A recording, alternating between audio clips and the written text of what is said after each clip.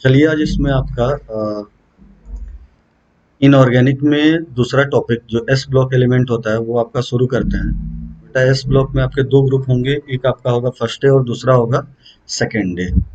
आइए आराम से इसमें करते चलिए। क्वेश्चन आपके फ्रेम होते हैं इनऑर्गेनिक से एस ब्लॉक का। तो पहला आपका इसमें एनसीईआरटी में लाइन है कि first element of alkali and alkaline earth metal differs in many respect from the other member of the group.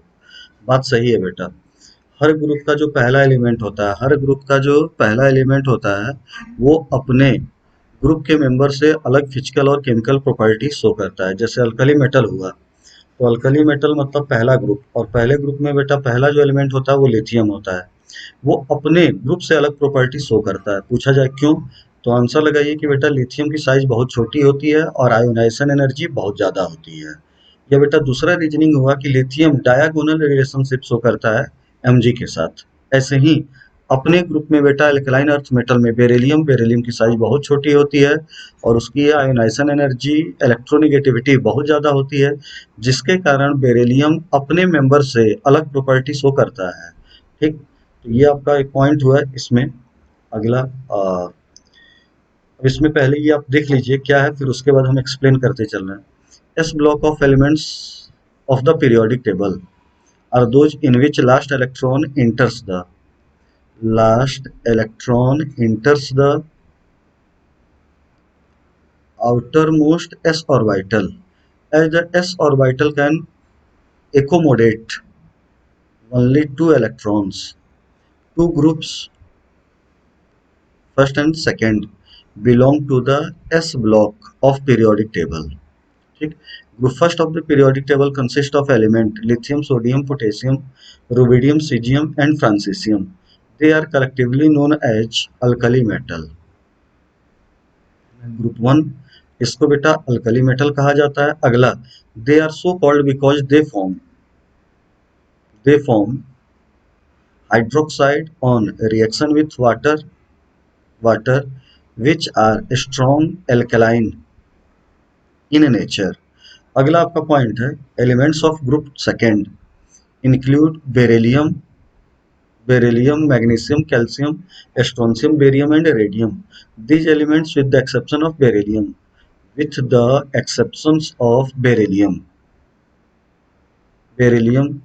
are commonly known as alkaline earth metal. They are so called because their oxide and hydroxide are alkaline in nature, and these metal oxides are found in the earth crust. बेटा इस पूरे page में आपको याद रखना है कि S block, S orbital जो होता है उसमें मैक्सिमम दो इलेक्ट्रॉन होते हैं। सबसे पहले एस ब्लॉक एलिमेंट वो होता है जिसमें लास्ट इलेक्ट्रॉन बेटा एस ऑर्बिटल में, आउटर मोस्ट सेल के एस ऑर्बिटल में इंटर करता है। अब एस ऑर्बिटल में बेटा मैक्सिमम दो इलेक्ट्रॉन होते हैं, इसलिए एस ब्लॉक में बेटा मैक्सिमम कितने ग्रुप होते हैं? दो। एक होता है फर्स्ट डे और दूसरा होता है सेकेंड डे। फर्स्ट डे को फर्स्ट ग्रुप कहो लॉन्ग फॉर्म ऑफ के अकॉर्डिंग, सेकेंड डे को क्या कहिए? सेकेंड ग्रुप आप कहिए। ऐसे ही बेटा आप सोचिए कि पी ऑर्बिटल में मैक्सिमम कितने इलेक्ट्रॉन होते हैं? 6 होते हैं। तो पी ब्लॉक में टोटल 6 ग्रुप होंगे आपका, और वो ग्रुप की नंबरिंग होगी 13 से 18 तक। डी ब्लॉक में बेटा आपके मैक्सिमम 10 इलेक्ट्रॉन होते हैं, डी ऑर्बिटल में मैक्सिमम 10 इलेक्ट्रॉन होते हैं। तो डी ब्लॉक में मैक्सिमम नंबर ऑफ जो ग्रुप होंगे वो कितने होंगे? 10 होंगे। अब जो पहला ग्रुप होता है उसमें इन्होंने लिख रखा है कि लिथियम होगा, सोडियम, पोटेशियम, रुबिडियम, सीजियम और फ्रांसिसियम। बात सही है, इनको अल्कली मेटल कहा जाता है। अब इन्होंने एनसीईआरटी में लिखा हुआ है कि बेटा अल्कली मेटल इनको क्यों कहा जाता है। तो रीजन हुआ कि इनके मेटल की वाटर के साथ जब रिएक्शन होती है तो ये हाइड्रोक्साइड बनाते हैं, और इनका जो हाइड्रोक्साइड होता है वो स्ट्रॉन्ग एल्कलाइन नेचर का होता है। अब बेटा सेकेंड ग्रुप हुआ, सेकेंड ग्रुप में beryllium, magnesium, calcium, strontium, barium और रेडियम होता है ना। इसमें बेटा जो बेरिलियम होता है उसको अल्कलाइन अर्थ मेटल नहीं कहा जाता है। बेरिलियम जो होता है ये एम्फोटेरिक एलिमेंट होता है, और बेरिलियम का ऑक्साइड हो या हाइड्रोक्साइड हो वो भी एम्फोटेरिक होता है, इसलिए बेरिलियम को स्ट्रिक्ट सेंस में अल्कलाइन अर्थ मेटल में कंसिडर्ड नहीं किया जाता है। अब इनको बेटा अल्कलाइन अर्थ मेटल इसलिए कहा जाता है क्योंकि जब ये एयर के साथ रिएक्शन करते हैं तो ऑक्साइड हाइड्रोक्साइड का फॉर्मेशन करते हैं, और इनके जो ऑक्साइड होते हैं वो अर्थ क्रस्ट के अंदर होते हैं, और अर्थ क्रस्ट के अंदर होंगे तो इनको कहा जाता है, अर्थ क्रस्ट के होने के कारण इनको कहा जाता है alkaline earth metal.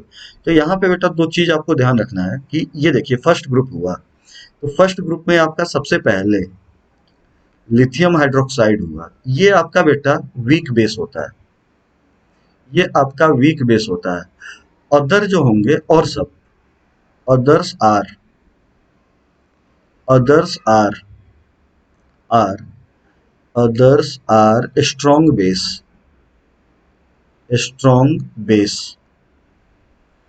strong base होते हैं। अब सेकेंड ग्रुप की बात करें, ये तो बेटा फर्स्ट ग्रुप की हो गए, अब सेकेंड ग्रुप में हम बात करें तो सेकेंड ग्रुप में पहला जो आपका हाइड्रोक्साइड होगा वो बेरिलियम हाइड्रोक्साइड होगा, BeOH का होल ट्वाइस होगा, और दूसरा जो हाइड्रोक्साइड होगा वो होता है मैग्नीशियम हाइड्रोक्साइड, मैग्नीशियम हाइड्रोक्साइड। ठीक, ये दोनों के दोनों वीक बेस के एग्जाम्पल होते हैं। इनको छोड़ के जितने भी होंगे अदर्स आर स्ट्रॉन्ग बेस या स्ट्रॉन्ग अल्कली आप कह सकते हो। ठीक, फिर से सुनिए, एस ब्लॉक के मेटल हाइड्रोक्साइड बेसिक नेचर के होते हैं। फर्स्ट ग्रुप के सारे मेटल हाइड्रोक्साइड स्ट्रॉन्ग बेस के एग्जांपल होते हैं। Sodium hydroxide, potassium hydroxide, same group में ऊपर से नीचे जाने पे हाइड्रोक्साइड की बेसिक स्ट्रेंथ बढ़ती है।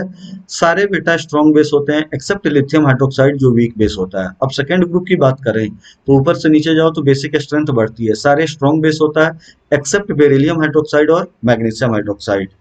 ठीक, आगे आइए देखिए क्या आपका लिखा हुआ है, among the alkali metal sodium and potassium are abundant, sodium potassium are abundant, lithium rubidium and caesium much have lower abundance, francium is highly radioactive. हर ग्रुप का बेटा जो लास्ट एलिमेंट होता है वो रेडियो एक्टिव नेचर का होता है। ठीक, of the alkali metals calcium and magnesium rank fifth and sixth in abundance respectively in the earth crust. Strontium and barium have much lower abundance.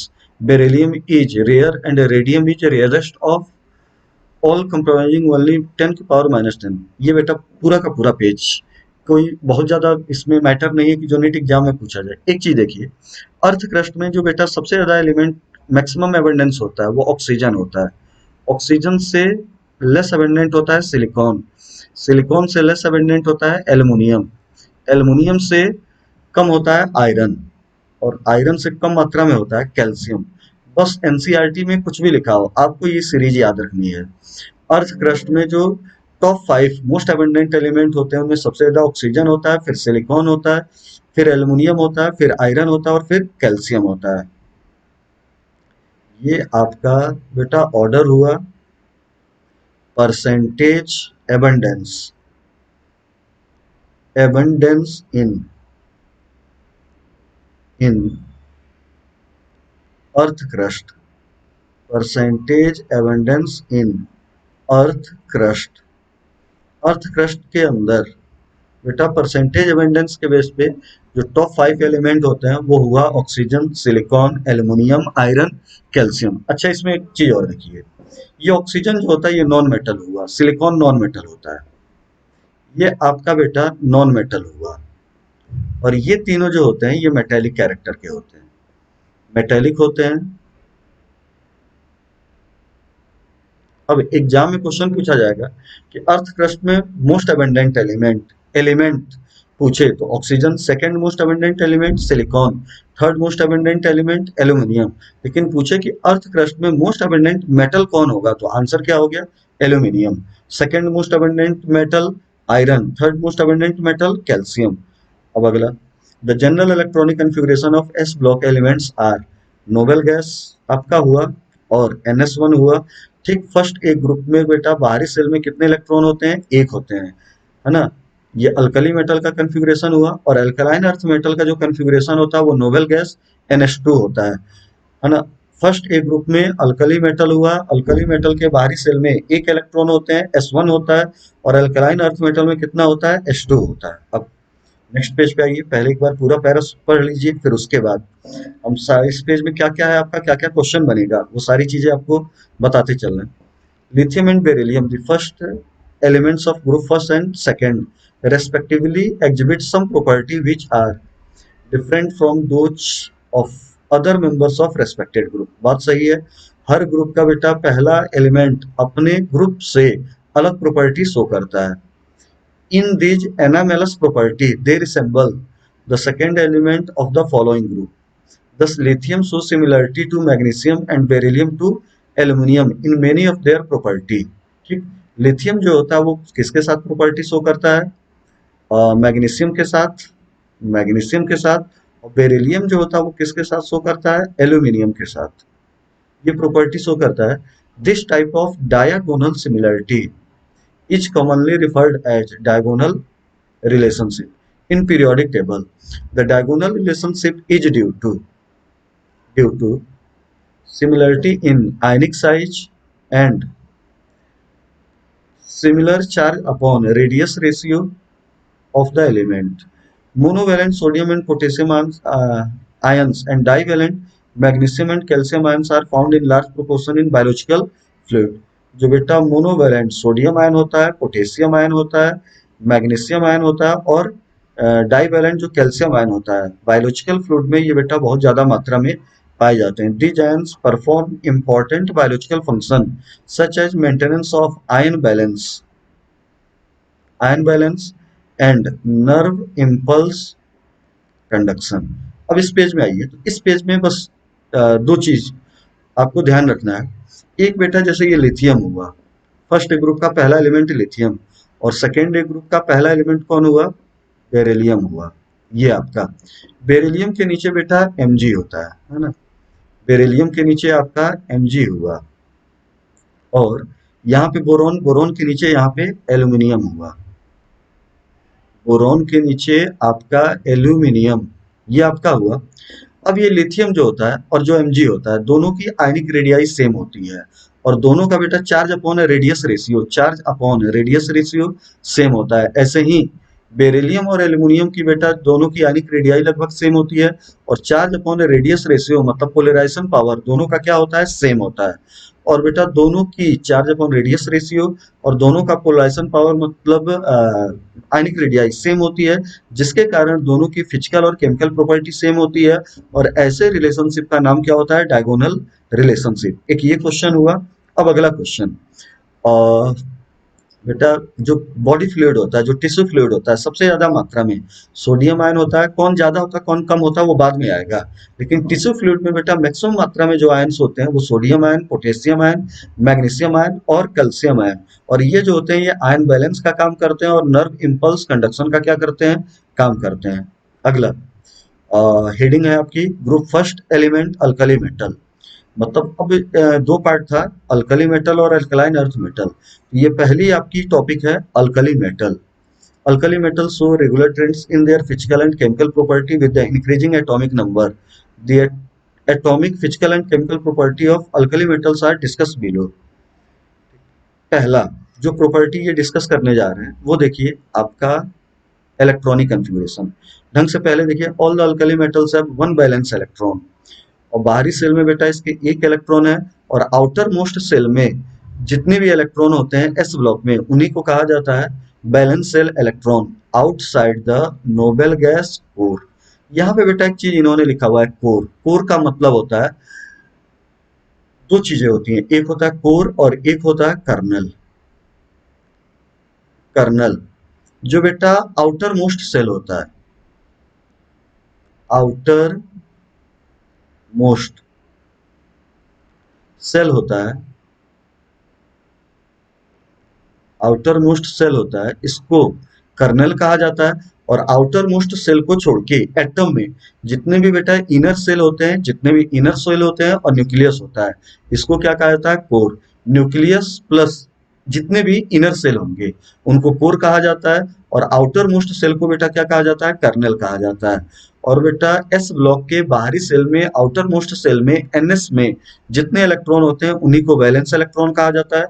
पहले ग्रुप में एक बैलेंस इलेक्ट्रॉन होता है, दूसरे ग्रुप में दो बैलेंस इलेक्ट्रॉन होते हैं. अब the loosely held s electron in the outermost valence cell of these elements makes them the most electropositive element.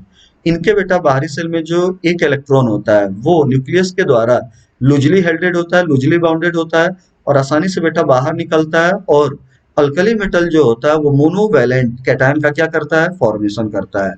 Metal first group का मेटल आसानी से एक इलेक्ट्रॉन निकालता है, यूनी पॉजिटिव कैटायन का फॉर्मेशन करता है और इस प्रॉपर्टी को बेटा कहा जाता है इलेक्ट्रोपॉजिटिव कैरेक्टर। मेटल की प्रॉपर्टी इलेक्ट्रोपॉजिटिव होती है और नॉन मेटल की प्रॉपर्टी क्या होती है, इलेक्ट्रोनेगेटिव होती है। अब यहाँ पे थोड़ा सा देखिए, फर्स्ट पीरियड में बेटा पीरियोडिक टेबल में दो एलिमेंट होते हैं, एक होता है हाइड्रोजन और दूसरा होता है हीलियम।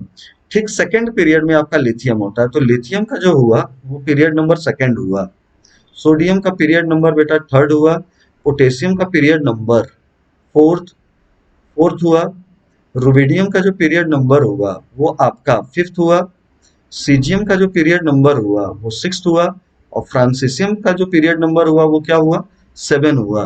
और पीरियोडिक टेबल में बेटा सात से ज्यादा पीरियड एग्जिस्ट नहीं करते हैं। अब देखो लिथियम का जो लास्ट इलेक्ट्रॉन गया वो सेकेंड सेल में गया, सोडियम का जो लास्ट इलेक्ट्रॉन गया वो थर्ड में गया, पोटेशियम का फोर्थ में गया, रुबिडियम का फिफ्थ में गया, है ना, सीजियम का सीजियम का सिक्स्थ में गया और बेटा फ्रांसिसियम का किस में गया, सेवेंथ में गया। मतलब आपसे एग्जाम में पीरियोडिक टेबल के अकॉर्डिंग क्वेश्चन पूछा जाए कि पीरियड नंबर क्या होता है, तो आपका ये कि किसी भी एलिमेंट का जो लास्ट इलेक्ट्रॉन बैलेंस इलेक्ट्रॉन जिस सेल में इंटर करता है उसी सेल नंबर को कहा जाता है उसका पीरियड नंबर। जैसे सोडियम का लास्ट इलेक्ट्रॉन थर्ड सेल में इंटर कर रहा है तो सोडियम का पीरियड नंबर कितना हुआ, थर्ड।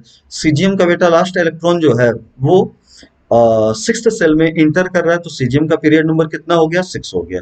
आइए नेक्स्ट आपका एटॉमिक एंड आयनिक रेडियाई, कोई बेटा एक्सेप्शन नहीं है। फर्स्ट ग्रुप में ऊपर से नीचे जाइए तो ट्रेंड को फॉलो करता है, ऊपर से नीचे जाने पे आपका बेटा नंबर ऑफ सेल, ऊपर से नीचे जाने पे नंबर ऑफ इलेक्ट्रॉन बढ़ेगा और आने वाला इलेक्ट्रॉन नेक्स्ट सेल में इंटर करता है जिसके कारण साइज क्या होती है, बढ़ती है। एटॉमिक रेडियाई भी बढ़ती है और आयनिक रेडियाई भी बढ़ती है। देख लीजिए क्या क्या दिया हुआ है। The alkali metals have largest size in periodic table, in particular of periodic table, largest size in a particular period of periodic table। थोड़ा सा बेटा इन्होंने कंट्राडिक्शन कर दिया है। सेम पीरियड में सेम पीरियड में सेम पीरियड में सेम पीरियड में maximum size maximum size noble gas की होती है, नोबेल गैस की होती है, देन देन अल्कली मेटल की होती है, देन अल्कली मेटल की होती है। ये थोड़ा सा बेटा जो एनसीईआरटी में पॉइंट लिखा हुआ है उसको सुधार कर लीजिएगा। सेम पीरियड में जो मैक्सिमम साइज होगी वो आपकी नोबेल गैस की होगी, इनर्ट गैस की होगी और फिर किसकी होगी, alkali metal. With increase in atomic number the atom becomes larger, बात सही है। ऊपर से नीचे जाओ तो साइज क्या होती है, बढ़ती है। The monovalent ions are smaller than the parent atom, ये कह रहा है कि बेटा जो सोडियम है और जो सोडियम प्लस है ना, सोडियम प्लस है, इन दोनों में कैटायन की साइज छोटी होती है और न्यूट्रल एटम की साइज क्या होती है, बड़ी होती है। ठीक, बड़ी होती है। आपका बेटा ये साइज का ट्रेंड हुआ और पीरियोडिक टेबल के अकॉर्डिंग थोड़ा सा आप देखिए तो सबसे बड़ी साइज एनायन की होती है, एनायन से छोटी साइज न्यूट्रल एटम की होती है। सेम एलिमेंट का न्यूट्रल हो, सेम एलिमेंट का एनायन हो और सेम एलिमेंट का कैटायन हो तो सबसे बड़ी साइज एनायन की होती है, उससे छोटी साइज जो होती है वो न्यूट्रल की होती है और सबसे छोटी साइज किसकी होती है, कैटायन की होती है। तो ये साइज का बेटा आपका ऑर्डर हुआ। The atomic and ionic radii of alkali metal increases on moving down the group. They increase in size while going from lithium to cesium। सही है। सेम ग्रुप में आप ऊपर से नीचे जाइए तो साइज बढ़ती है, सेम ग्रुप में ऊपर से नीचे जाओ नंबर ऑफ इलेक्ट्रॉन बढ़ता है, ऐड होता है। और जब नंबर ऑफ इलेक्ट्रॉन होगा तो ऊपर से नीचे जाने पे आने वाला इलेक्ट्रॉन नेक्स्ट सेल में इंटर करता है और सेल के नंबर बढ़ते जाएंगे तो साइज भी क्या होता जाएगा, बढ़ता जाएगा। ये हुआ। दूसरा क्वेश्चन इस पैरा में जो है ना, पीरियोडिक टेबल से रिलेटेड, सेम पीरियड में लेफ्ट टू राइट आप जाइए तो बेटा आपकी साइज घटती जाती है। मतलब सेम पीरियड में आपका अल्कली मेटल बड़ा हो गया, लेकिन अल्कली मेटल से भी बड़ा कौन होता है उसी पीरियड का, बेटा नोबेल गैस। क्यों? क्योंकि नोबेल गैस में वांडरवाल फोर्स होता है और वांडरवाल फोर्स पूरे नेचर का सबसे बेटा वीक फोर्स होता है और वीक फोर्स होगा तो बेटा दूरी ज्यादा होगी, साइज बड़ी होगी। आगे आइए, आयोनाइजेशन एनर्जी, है ना। जानते हो आयोनाइजेशन एनर्जी क्या होता है? किसी भी न्यूट्रल आइसोलेटेड गैसियस एटम से, किसी भी न्यूट्रल आइसोलेटेड गैसियस एटम से जो मोस्ट लूजली बाउंडेड इलेक्ट्रॉन होता है, आउटर मोस्ट सेल का जो इलेक्ट्रॉन होता है, उसको निकालने के लिए जिस एनर्जी की रिक्वायरमेंट होती है, उसका नाम होता है बेटा आयोनाइजेशन एनर्जी, या उसी का नाम होता है ionization enthalpy. The ionization enthalpy of alkali metals are considerably low. बात सही है। सेम पीरियड में लेफ्ट टू राइट जाने पे आयोनाइजेशन एनर्जी बढ़ती है, इसका मतलब अल्कली मेटल की सबसे कम होती है। और सेम ग्रुप में ऊपर से नीचे जाने पे बेटा जो आयोनाइजेशन एनर्जी घटती है, इसका मतलब हुआ decreases from lithium to caesium.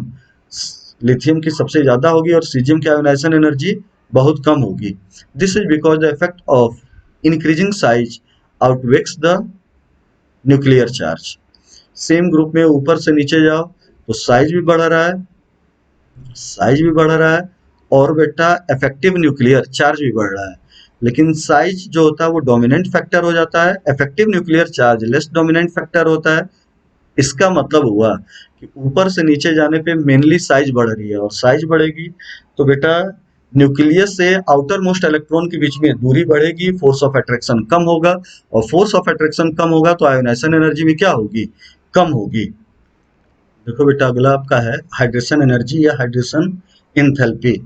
Enthalpy का बेटा मतलब होता है सिंपली एनर्जी, सिंपली एनर्जी। ठीक, अब ये देखिए यहाँ पे एक पॉइंट है, ये आपका जो पॉइंट है इसमें लिखा हुआ है हाइड्रेशन एंथैल्पी मतलब हाइड्रेशन एनर्जी। कोई भी आपसे पूछे कि हाइड्रेशन एनर्जी क्या होता है, आप कहिए कि वन मोल आयन, वो कुछ भी हो, कैटायन हो एनायन हो कुछ भी हो, वन मोल आयन पे बेटा एक्सेस अमाउंट ऑफ वाटर आके एड्जॉर्ब हो, और उस प्रोसेस में जो एनर्जी निकले उसका नाम क्या होता है? Hydration energy. One mole ion पे बेटा एक्सेस अमाउंट ऑफ वाटर आके एड्जॉर्ब हो, और उस प्रोसेस में जो एनर्जी निकले उसका नाम क्या होता है? Hydration energy. अब देखिए क्या है यहाँ पे point, the hydration enthalpy of alkali metal ions decreases with hydration enthalpy of hydration enthalpy of alkali metal ions decreases with increase in ionic size। ये आपका दिया हुआ है, मतलब क्या रहा है कि सबसे ज्यादा हाइड्रेशन एनर्जी जो होगी वो लिथियम आयन के केस में होगी, और सबसे कम किसके केस में होगी? Caesium ion. ये ट्रेंड दिया हुआ है। आगे देखिए क्या लिखा हुआ है, lithium ion H maximum degree of hydration, maximum degree of hydration, and for this region lithium salts are mostly hydrated LiCl dot to water। ये आपका प्रोसेस दिया हुआ है। अब यहाँ पे देखिए हाइड्रेशन इंथैल्पी दिया हुआ है, कोई भी आपसे पूछे कि हाइड्रेशन इंथैल्पी क्या होता है, तो आपको हमने कहा कि हाइड्रेशन इंथैल्पी का मतलब होता है कि वन मोल आयन पे एक्सेस अमाउंट ऑफ वाटर जाके एब्जॉर्ब हो, और उस प्रोसेस में जो एनर्जी निकले उसका नाम क्या होगा? Hydration energy. अब थोड़ा सा यहाँ पे आप देखिए तो बेटा ये लिथियम आयन है, ठीक, फिर ये आपका सोडियम आयन, फिर आपका पोटेशियम आयन हुआ, रुबिडियम आयन हुआ, और सीजियम आयन हुआ। ठीक, लिथियम आयन की साइज बहुत छोटी होती है, और बेटा जिसकी साइज छोटी होती है उसकी सरफेस चार्ज एनर्जी बहुत ज्यादा होती है। जिसकी साइज छोटी, सरफेस चार्ज एनर्जी ज्यादा, और जिसकी सरफेस चार्ज एनर्जी ज्यादा होती है उसकी एड्जॉर्प्शन प्रॉपर्टी भी बेटा ज्यादा होती है। तो ये देखिए लिथियम आयन की साइज बहुत छोटी है ना, तो सरफेस चार्ज एनर्जी ज्यादा, और सरफेस चार्ज एनर्जी ज्यादा तो एड्जॉर्प्शन प्रॉपर्टी ज्यादा। तो जब हम इसको एक्वस सॉल्यूशन के अंदर पास करेंगे तो ये बहुत ज्यादा वाटर के मॉलिक्यूल को बेटा ये एब्जॉर्ब कर लेगा अपनी सरफेस पे, है ना। मान लीजिए इतना इसने किया है, ये वाटर के मॉलिक्यूल इसने एब्जॉर्ब कर लिया है, ठीक, एब्जॉर्ब कर लिया है, ये आपका वाटर का मॉलिक्यूल इसकी सरफेस पे एब्जॉर्ब हो गया है। और सीजियम प्लस की जानते हो कि साइज बड़ी होती है, और साइज बड़ी तो सरफेस चार्ज एनर्जी कम, वाटर के मॉलिक्यूल कम एब्जॉर्ब होंगे, तो मान लो इसके सरफेस पे इतने एब्जॉर्ब हुए। अब ये देखिए यहाँ पे maximum amount of water absorb हुआ, और जितना ज्यादा वाटर का मॉलिक्यूल एब्जॉर्ब होगा तो निकलने वाली एनर्जी, हाइड्रेशन एनर्जी उतनी ज्यादा होगी। तो इसके केस में मैक्सिमम हाइड्रेशन एनर्जी होगी, मैक्सिमम हाइड्रेशन एनर्जी हुई, ठीक। और इसके केस में बेटा मिनिमम हाइड्रेशन एनर्जी हुई। ये आपका हुआ मिनिमम हाइड्रेशन एनर्जी। अब देखिए एक अगला क्वेश्चन, ये देखिए ये भारी है, इसके सरफेस के ऊपर मैक्सिमम वाटर के मॉलिक्यूल एब्जॉर्ब हो गया, तो बेटा ये बल्की हो गया, बल्की हुआ। और जो बल्की होता है वो लेस मोबाइल होता है, लेस मोबाइल होता है। और जो आयन जितना कम मोबाइल होता है उसकी कंडक्टिविटी भी उतनी कम होती है, लेस कंडक्टिविटी। ये आपका अगला क्वेश्चन। अब यहाँ पे देखिए, ये बेटा आपका मिनिमम हाइड्रेशन एनर्जी, वाटर के मॉलिक्यूल कम इकट्ठा हुए हैं, तो ये आपका लिस्ट बल्की हुआ, लिस्ट बल्की हुआ। और लिस्ट बल्की हुआ तो बेटा आपकी मोबिलिटी मैक्सिमम होगी, मोबिलिटी मैक्सिमम होगी। और जिसकी मोबिलिटी मैक्सिमम होती है उसकी कंडक्टिविटी भी क्या होती है, मैक्सिमम होती है, कंडक्टिविटी भी मैक्सिमम होती है। तो इतना क्वेश्चन आपसे एग्जाम में पूछा जाएगा, ठीक। क्वेश्चन आपसे पूछा जाएगा कि lithium ion, sodium ion, potassium ion, rubidium ion, caesium ion first group के कैटायन है ना, उनको एक्वा सॉल्यूशन के अंदर पास किया गया, तो किसकी हाइड्रेशन एनर्जी ज्यादा होगी, किसकी कम होगी, किसकी मोबिलिटी ज्यादा होगी, किसकी कम होगी, किसकी कंडक्टिविटी मैक्सिमम होगी, किसकी कंडक्टिविटी मिनिमम होगी।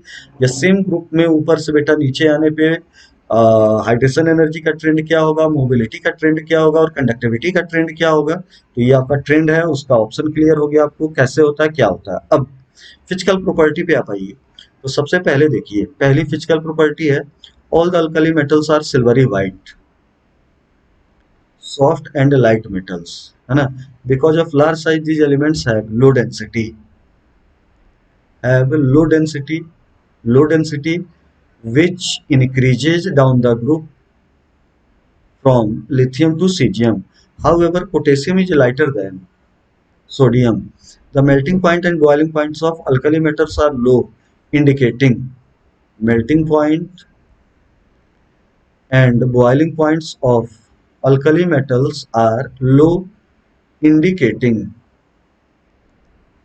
weak metallic bonding due to presence of only a single valence electron in them. The alkali metals and their salt impart characteristics color to an oxidizing flame. This is because the heat from the flame excites the outermost orbital electron to higher energy level. When the excited electron comes back to the ground state, there is emission of radiation in the visible region as given below. अब देखिए इस para में आपको क्या क्या देखना है। सबसे पहले अल्कली मेटल, अल्कली मेटल में बेटा एक ही बैलेंस इलेक्ट्रॉन होता है, और एक बैलेंस इलेक्ट्रॉन होने के कारण इसकी मेटेलिक कैरेक्टर सबसे कम होती है। तो जितने भी मेटल होते हैं सबसे बेटा सॉफ्ट मेटल अल्कली मेटल होता है, ये आपका हुआ। और सेम ग्रुप में ऊपर से नीचे जाओ, अल्कली मेटल के केस में ऊपर से नीचे जाने पे बेटा साइज बढ़ रही है तो मेटेलिक बॉन्ड स्ट्रेंथ घटेगी, और मेटेलिक बॉन्ड स्ट्रेंथ घटेगी मतलब मेटेलिक कैरेक्टर भी क्या होगा, घटेगा। अल्कली मेटल की मेटेलिक कैरेक्टर बहुत कम होती है ड्यू टू सिंगल इलेक्ट्रॉन, एक ये क्वेश्चन हो गया। ऊपर से नीचे जाने पे भी बेटा सेम ग्रुप में आपकी मेटेलिक कैरेक्टर क्या होगी, डिक्रीज होगी, क्योंकि साइज बढ़ेगी तो बेटा आपका मेटेलिक बॉन्ड स्ट्रेंथ घटेगा। अब देखिए ऊपर से नीचे जाओ तो बेटा आपकी मेटेलिक बॉन्ड स्ट्रेंथ घट रही है ना, मतलब मेटेलिक कैरेक्टर घट रहा है, मतलब ऊपर से नीचे जाने पे मेल्टिंग पॉइंट बॉइलिंग पॉइंट भी क्या होगा, डिक्रीज होगा। अब अल्कली मेटल का बेटा बुन्सन फ्लेम नीचे से आप गर्म कीजिए तो वो क्या होता है कि अपना आउटर मोस्ट इलेक्ट्रॉन निकालता है ना, और बेटा ऑक्सीडाइज होता है, जैसे सोडियम सोडियम प्लस में चेंज हुआ है ना।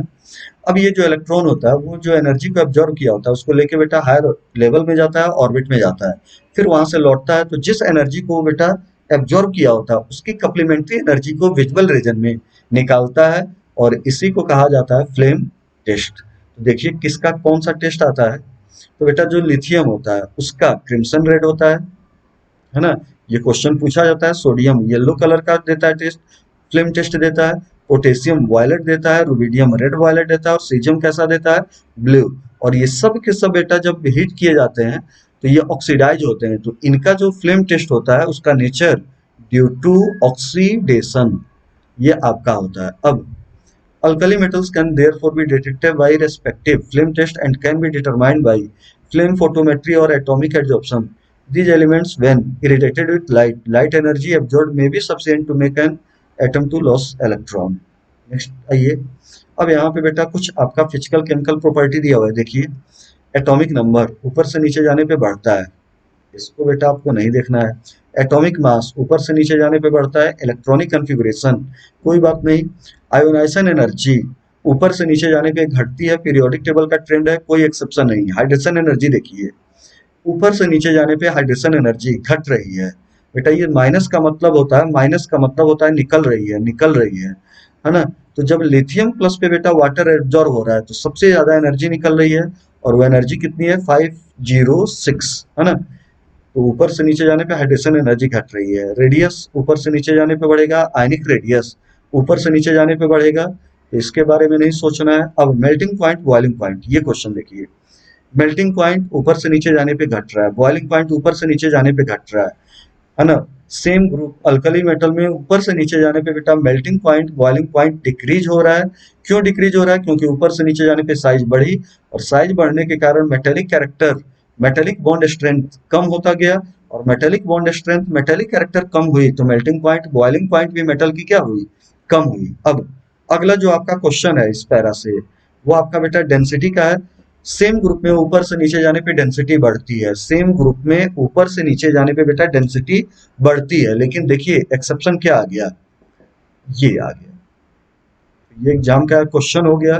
ठीक सेम ग्रुप में ऊपर से नीचे जाने पे डेंसिटी बढ़ रही है, लेकिन सोडियम की डेंसिटी ज्यादा हो गई और पोटेशियम की डेंसिटी कम हो गई। स्टैंडर्ड पोटेंशियल देखिए बेटा, स्टैंडर्ड पोटेंशियल माइनस में सबसे ज्यादा लिथियम का है, माइनस में सबसे ज्यादा लिथियम का है मैक्सिमम, है ना। और बेटा माइनस में सबसे कम सोडियम का है, ये ध्यान दीजिएगा। ठीक अगला, this property makes caesium and potassium useful as electrodes in photo electric cell. बेटा फिजिक्स में मॉडर्न फिजिक्स पढ़ते हो, उसमें फोटो इलेक्ट्रिक इफेक्ट होता है। फोटो इलेक्ट्रिक इफेक्ट में फोटो इलेक्ट्रिक सेल होता है, और उस फोटो इलेक्ट्रिक सेल में इलेक्ट्रोड बेटा बनाने में या तो सीजियम आता है या क्या आता है, पोटेशियम। क्यों, क्योंकि बेटा आयोनाइजेशन एनर्जी कम, तो आसानी से आयोनाइज होगा, इलेक्ट्रॉन निकालेगा। अब केमिकल प्रॉपर्टी की बात की जाए, केमिकल प्रॉपर्टी में alkali metals are highly reactive, highly reactive alkali metal, जितने भी मेटल होते हैं उसमें अल्कली मेटल की रिएक्टिविटी बहुत ज्यादा होती है, क्योंकि इनकी साइज बड़ी होती है और आयोनाइजेशन एनर्जी कम होती है। तो आयोनाइजेशन एनर्जी कम होगा तो आसानी से इलेक्ट्रॉन निकालेगा, कैटायन में चेंज होगा और रिएक्शन में क्या करेगा, पार्टिसिपेट। और ऊपर से नीचे जाने पे आप जानते हो कि आयोनाइजेशन एनर्जी बेटा घटती है, और जितनी कम आयोनाइजेशन एनर्जी होगी आसानी से इलेक्ट्रॉन निकलेगा, कैटायन बनेगा, रिएक्टिविटी उतनी ज्यादा होगी। मतलब ऊपर से नीचे जाने पे रिएक्टिविटी क्या हो रही है, बढ़ रही है। तो बेटा the reactivity of these metals increases down the group, ये आपका हुआ एक, ये इंपॉर्टेंट क्वेश्चन हो गया आपका। आइए अगले पे, रिएक्टिविटी टुवर्ड्स एयर। ठीक, सारी चीज सुनिए। फिर उसके बाद देखिए फर्स्ट ग्रुप के जो एलिमेंट होते हैं वो एयर के ऑक्सीजन के साथ रिएक्शन करते हैं और एयर के नाइट्रोजन के साथ। तो पहले ऑक्सीजन के साथ लिथियम एयर के ऑक्सीजन के साथ रिएक्शन करता है, और बेटा मेनली नॉर्मल ऑक्साइड Li2O का क्या करता है, फॉर्मेशन करता है ना। सोडियम जो होता है वो एयर के ऑक्सीजन के साथ रिएक्शन करता है और मेनली क्या कर बनाता है, पर ऑक्साइड। और बेटा पोटेशियम रुबिडियम जो सीजियम होते हैं वो मेनली क्या बनाते हैं, सुपर ऑक्साइड। एग्जाम में क्वेश्चन पूछा जाएगा कि ऊपर से नीचे जाने पे सुपर ऑक्साइड फॉर्मेशन की टेंडेंसी बढ़ रही है, क्यों? तो आंसर लगाइए कि नीचे वाले कैटायन बड़े होते हैं और बड़ा कैटायन बड़े एनायन के साथ स्टेबल प्रोडक्ट का क्या करता है, फॉर्मेशन करता है। तो देखिए क्या क्या इन्होंने दे रखा है। Alkali metals turns in dry air due to formation of their oxide, which in turn react with moisture to form hydroxide. They burn vigorously in oxygen forming oxide. Lithium forms monoxide, है ना, sodium forms peroxide and other metals form super oxide. ये आपका है the super oxide ion, तो यहाँ पे O2 minus होगा, is stable only in presence of large cation. तो ये ध्यान देने वाली बात है। अल्कली मेटल एयर के ऑक्सीजन के साथ रिएक्ट किए, lithium mainly normal oxide, sodium mainly peroxide, potassium rubidium caesium mainly superoxide. ऊपर से नीचे जाने पे सुपर ऑक्साइड की स्टेबिलिटी बढ़ रही है ना। नीचे वाले मेंबर मेनली सुपर ऑक्साइड के फॉर्म में स्टेबल है, ऐसा क्यों? तो आंसर लगाइएगा कि बड़ा कैटायन बड़े एनायन के साथ क्या बनाता है, स्टेबल प्रोडक्ट। आगे आइए, आपका है in all these oxides the oxidation of state of alkali metal is +1। बेटा कुछ भी हो, नॉर्मल ऑक्साइड हो, पर ऑक्साइड हो, सुपर ऑक्साइड हो, अल्कली मेटल का कार्बोनेट हो, अल्कली मेटल का सल्फेट हो, अल्कली मेटल अपने किसी भी कंपाउंड में हो, आप जानते हो कि अल्कली मेटल का ऑक्सीडेशन नंबर फिक्स होता है और कितना होता है, +1। तो इसमें बेटा कोई आपको कुछ नहीं करना है। कभी भी अल्कली मेटल का ऑक्सीडेशन नंबर किसी भी कंपाउंड में पूछे, कुछ कैलकुलेशन नहीं, डायरेक्ट आंसर क्या लगाइए, +1। Lithium show exceptional behaviour in reactivity directly with nitrogen of air to form nitride Li3n as well because of their high reactivity towards air and water. Alkali metals are normally kept in kerosene oil। अब यहाँ पे देखिए question, first group के metal, सारे metal oxygen के साथ reaction करते हैं, है ना। और बेटा आपका नॉर्मल ऑक्साइड, पर ऑक्साइड, सुपर ऑक्साइड का क्या करते हैं, फॉर्मेशन। लेकिन जितने भी अल्कली मेटल होते हैं बेटा, उसमें केवल और केवल अपनी हाई रिएक्टिविटी के कारण लिथियम जो होता है वो नाइट्रोजन के साथ रिएक्शन करता है और नाइट्राइड बनाता है। और लिथियम नाइट्राइड का फार्मूला क्या होता है, Li3n। अब सुनिए, अल्कली मेटल को वाटर में बेटा स्टोर नहीं किया जाता है, क्यों? क्योंकि अल्कली मेटल हल्के होते हैं और वाटर क्या होता है, भारी। तो बेटा अल्कली मेटल हल्का होगा, ऊपर आएगा और एटमॉस्फेयर के बेटा मॉइस्चर के साथ रिएक्शन करेगा, ऑक्साइड, हाइड्रोक्साइड, इन सब चीजों का क्या कर लेगा, फॉर्मेशन। लेकिन बेटा जो अल्कली मेटल होते हैं वो केरोसिन के कंपैरिजन में भारी होते हैं। तो अगर हमें अल्कली मेटल को स्टोर करना हो तो कभी भी वाटर का यूज नहीं, किसका यूज कीजिए, केरोसिन ऑयल। क्वेश्चन एक देखिए, what is oxidation state of potassium in KO2। Potassium super oxide में बेटा पोटेशियम का ऑक्सीडेशन नंबर क्या होगा, पोटेशियम पहले ग्रुप का होगा तो कुछ नहीं सोचना है, आंसर क्या हो गया, +1। अगला पार्ट, रिएक्टिविटी टुवर्ड्स वाटर। ढंग से देखिए क्या है, 2 मोल मेटल 2 मोल वाटर के साथ रिएक्शन कर रहा है, तो आपका बेटा वाटर हुआ H+ और OH-। तो 2 मोल मेटल 2 मोल हाइड्रोक्सी के साथ रिएक्शन किया और 2 मोल मेटल हाइड्रोक्साइड बनाया, और H और H आपस में रिएक्ट करके कौन सी गैस इवॉल्व की है, हाइड्रोजन गैस। तो जब अल्कली मेटल की बेटा वाटर के साथ रिएक्शन होती है तो मेटल हाइड्रोक्साइड बनता है प्लस हाइड्रोजन गैस क्या होता है, इवॉल्व होता है।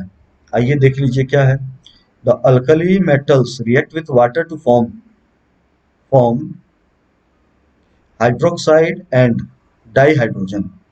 It may be noted that although lithium ion has most negative E0 value, its reaction with water is less vigorous than that of sodium, which have least negative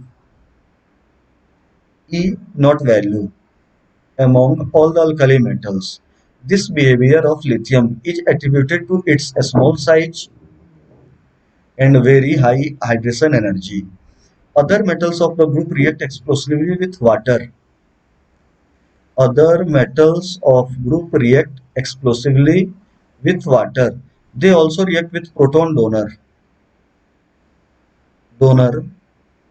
such as alcohol, gaseous ammonia and alkyne.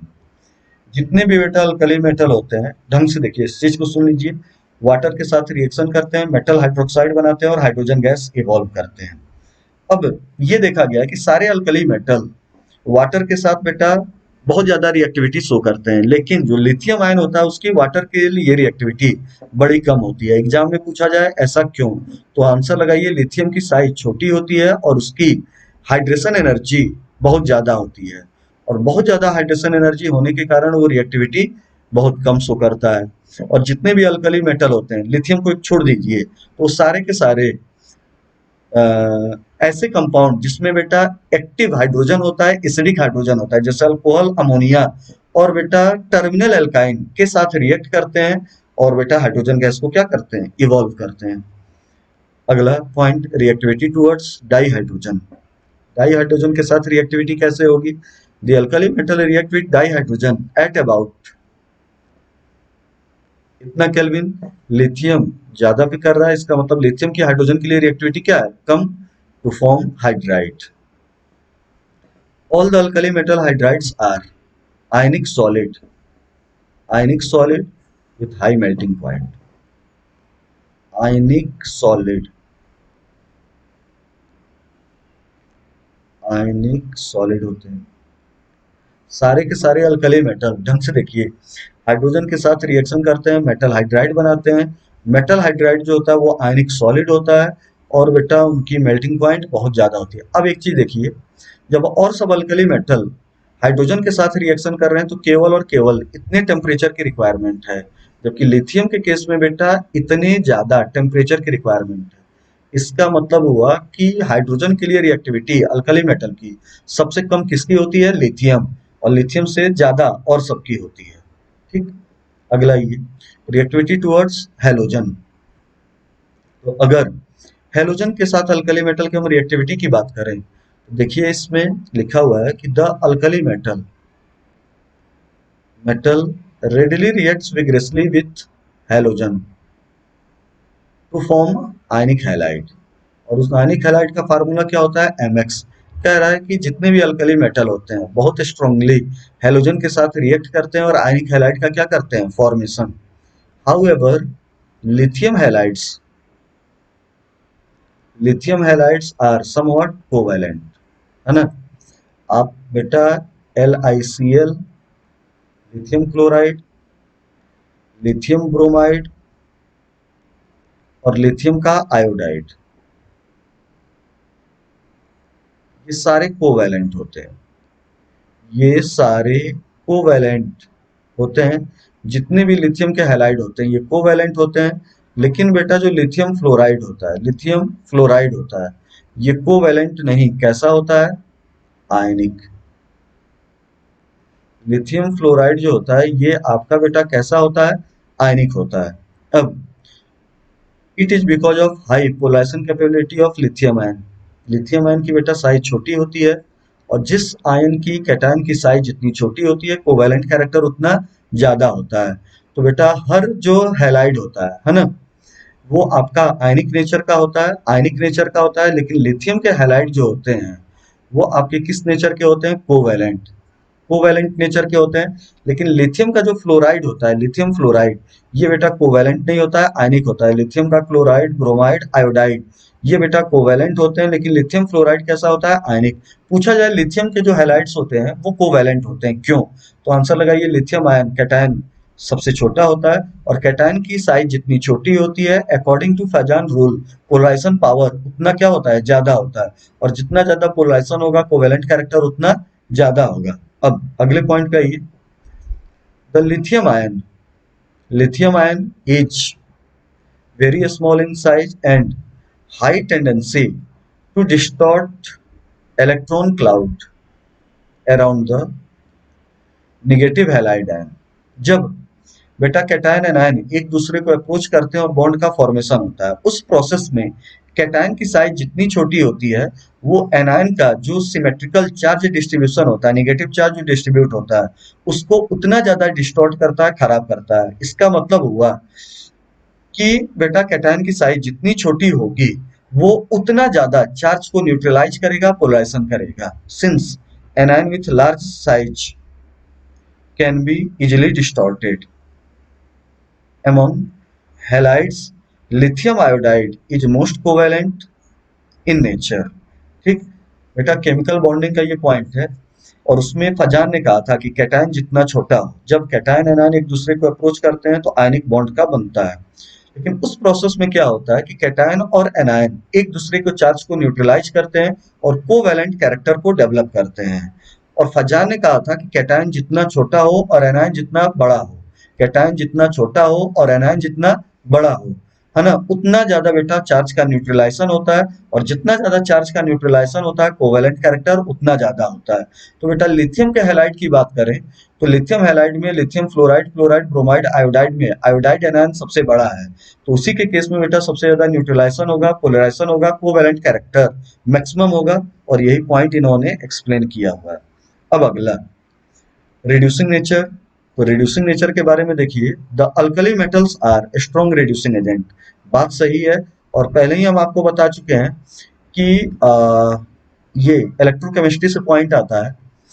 सबसे ऊपर बेटा first group की बात करें तो electrochemical series जो reduction potential के base पे होती है उसमें लिथियम ऊपर होता है और सोडियम नीचे होता है। ये कॉम्बिनेशन फर्स्ट एक ग्रुप में इलेक्ट्रोकेमिकल सीरीज में लिथियम आयन, लिथियम टॉप पे होता है और सोडियम आयन, सोडियम लास्ट में होता है। ये आपका नीचे होता है। केवल अल्कली मेटल की हम बात कर रहे हैं। तो सबसे स्ट्रॉन्ग रिड्यूसिंग एजेंट लिथियम होता है और सबसे वीक रिड्यूसिंग एजेंट सोडियम होता है। ठीक, lithium being the most and sodium least powerful reducing agent. The standard electrode potential which measures the reducing power overall change. अच्छा ये बताओ कब रिडक्शन करेगा?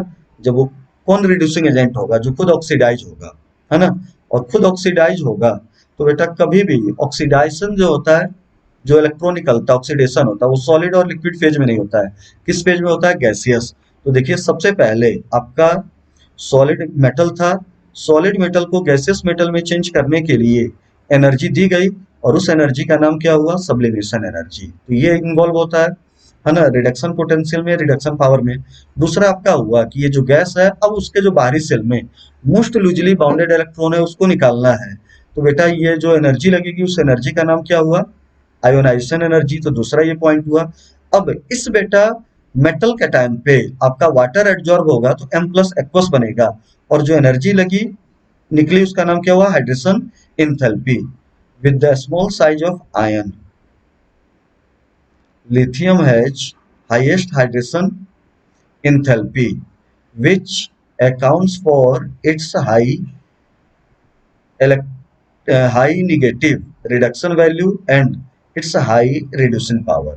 ठीक, तो ये देखिए एग्जाम में पूछा जाए कि रिडक्शन पोटेंशियल में, है ना, कौन कौन सी एनर्जी इन्वॉल्व हो जाती है? तो सब्लिमेशन, आयोनाइजेशन और हाइड्रेशन। अब एग्जामिनर कह रहा है कि जो लिथियम आयन होती है उसकी हाइड्रेशन एनर्जी बहुत ज्यादा होती है और हाइड्रेशन एनर्जी बहुत ज्यादा होती है जिसके कारण रिड्यूसिंग पावर भी क्या होता है? सबसे ज्यादा होता है। ठीक, और उसके बेस पे बेटा ये एक क्वेश्चन है, ये आप क्वेश्चन देखिएगा। अगला सॉल्यूशन इन लिक्विड अमोनिया। अब देखिए होता क्या है कि जो अमोनिया होती है, ढंग से इस चीज को देखिए, अमोनिया जो होती है, अमोनिया जो होती है इसमें फ्री इलेक्ट्रॉन नहीं होता है और अमोनिया में फ्री हाइड्रोजन नहीं होता है। ठीक, अब लिक्विड अमोनिया, सबसे पहले टर्म को समझिए। लिक्विड अमोनिया, लिक्विड अमोनिया बेटा एक्वस अमोनिया नहीं होती है, लिक्विड अमोनिया प्योर अमोनिया होती है। लिक्विड अमोनिया क्या होती है? Pure ammonia. तो जब हम प्योर अमोनिया में मेटल को पास करें, है ना, मेटल को पास करें तो होता क्या है कि मेटल एक इलेक्ट्रॉन निकालता है और वो M प्लस में चेंज होता है और इलेक्ट्रॉन को ये इवॉल्व करता है। अब मेटल को हमने लिक्विड अमोनिया में पास किया, मतलब प्योर अमोनिया में पास किया, तो प्योर अमोनिया में फ्री इलेक्ट्रॉन नहीं होता है, फ्री हाइड्रोजन नहीं होता है। जब फ्री इलेक्ट्रॉन नहीं होगा तो कंडक्टिव नहीं होगा, है ना, रिड्यूसिंग एजेंट नहीं होगा, फ्री हाइड्रोजन होगा तो रिड्यूसिंग एजेंट नहीं होगा। तो प्योर अमोनिया जो होती है वो ना तो रिड्यूसिंग नेचर की होती है, ना ही कंडक्टिव होती है, ना पैरामैग्नेटिक होती है। अब हमने अल्कली मेटल को प्योर अमोनिया में डाला, लिक्विड अमोनिया में डाला, तो बेटा मेटल, अल्कली मेटल इलेक्ट्रॉन निकालता है और कैटायन में चेंज होता है। अब ये कैटायन जो होता है ये अमोनिया के साथ रिएक्ट करता है। देखिए अमोनिया पहले न्यूट्रल है ना, तो कैटायन इस, अच्छा अमोनिया पोलर होता है, अमोनिया क्या होता है, पोलर, अमोनिया पोलर होता है, तो ये कैटायन इस पोलर के निगेटिव पार्ट के साथ रिएक्शन करता है और कॉम्प्लेक्स बना लेगा MnH3। और अमोनिया बहुत ज्यादा है तो हमने मान लिया कि एक्स अमोनिया के साथ ये रिएक्शन किया है। ये देखो ये कॉम्प्लेक्स बन गया ये वाला। अब इसमें बेटा अभी भी इलेक्ट्रॉन नहीं है क्योंकि चार्ज क्या है, प्लस। और सेम वही होता है, इलेक्ट्रॉन अमोनिया के साथ रिएक्ट किया, जब इलेक्ट्रॉन अमोनिया के साथ रिएक्शन करता है तो EnH3, और हमने माना कि एक्सेस ऑफ अमोनिया के साथ रिएक्ट किया वाई अमोनिया के साथ, तो ये आपका कॉम्प्लेक्स बना और ये क्या हो गया, माइनस। इस इलेक्ट्रॉन को कहा जाएगा अमोनेटेड इलेक्ट्रॉन और ये इलेक्ट्रॉन सिंगल है। अब इस सिंगल इलेक्ट्रॉन के कारण ये जो पूरा सॉल्यूशन होता है, ये जो पूरा सॉल्यूशन होता है वो पैरामैग्नेटिक होता है, ब्लू कलर का होता है, कंडक्टिव नेचर का होता है। पैरामैग्नेटिक होता है, ब्लू कलर का होता है, कंडक्टिव होता है। अब अगला क्वेश्चन आया कि अगर इस सॉल्यूशन को हम बहुत देर के लिए छोड़ दें, स्टैंड कर दें, तो क्या होगा, तो हाइड्रोजन निकालेगा और हाइड्रोजन निकालने के बाद बेटा एमाइड का क्या करेगा, फॉर्मेशन। तीसरा क्वेश्चन हुआ कि अगर इस सॉल्यूशन को हम कंसंट्रेट करें, मतलब अल्कली मेटल को मिलाते जाएं, तब क्या होगा, तो बेटा आपका जो पैरामैग्नेटिक कैरेक्टर था वो डायमैग्नेटिक हो जाएगा और जो बेटा डीप ब्लू कलर था वो किसमें चेंज हो जाएगा, ब्रॉन्ज में चेंज हो जाएगा। तो देखिए आपका क्या क्या है इसमें question, the alkali metal dissolves in liquid ammonia giving deep blue solution which are conducting in nature. और ये बेटा हो किस कारण से हो रहा है, इस अमोनेटेड इलेक्ट्रॉन के कारण। ठीक, the blue colour of solution is due to ammoniated electron which absorbs energy in visible region of light and thus imparts blue color to the solution. The solutions are paramagnetic and on standing slowly liberate hydrogen resulting in the formation of amide। तो ये देखिए solution को बहुत देर के लिए छोड़ दिया तो हाइड्रोजन गैस निकला और एमाइड का क्या हो गया, फॉर्मेशन हो गया। In concentrated solution the blue color changes to bronze color and becomes diamagnetic। तो बेटा बहुत ज्यादा इंपॉर्टेंट ये आपका पॉइंट है, जब हम अल्कली मेटल को लिक्विड अमोनिया के थ्रू, प्योर अमोनिया के थ्रू जो कि लिक्विड स्टेट में है, पास करेंगे तो क्या होगा, तो आपका रिएक्शन कैसे होता है, क्या मैकेनिज्म होती है, ये सारी चीजें एक्सप्लेन कर दी ढंग से। देखिए सॉल्यूशन जो होता है वो पैरामैग्नेटिक होता है, कलर्ड होता है, डीप ब्लू कलर का होता है, कंडक्टिंग नेचर का होता है due to ammoniated electron. Solution को बहुत देर के लिए एक्सटेंड कर दिया, छोड़ दिया, तो हाइड्रोजन गैस निकलेगा और एमाइड का फॉर्मेशन होगा। सॉल्यूशन को हमने कंसंट्रेट किया, मतलब लिक्विड अमोनिया नहीं मिलाया, क्या मिलाया, अल्कली मेटल। तो जो बेटा पैरामैग्नेटिक कैरेक्टर थी वो डाया हो गई और जो डीप ब्लू कलर था वो किस कलर में चेंज हो गया, ब्रॉन्ज। ठीक, आगे यूज देखिए, lithium metal is used to make useful alloy, for example with lead। Lithium और लेड दोनों मिलते हैं और बेटा व्हाइट मेटल का क्या करते हैं, फॉर्मेशन। तो एक एलॉय ये हुआ व्हाइट मेटल, व्हाइट मेटल में बेटा आपका लिथियम हुआ और लेड हुआ।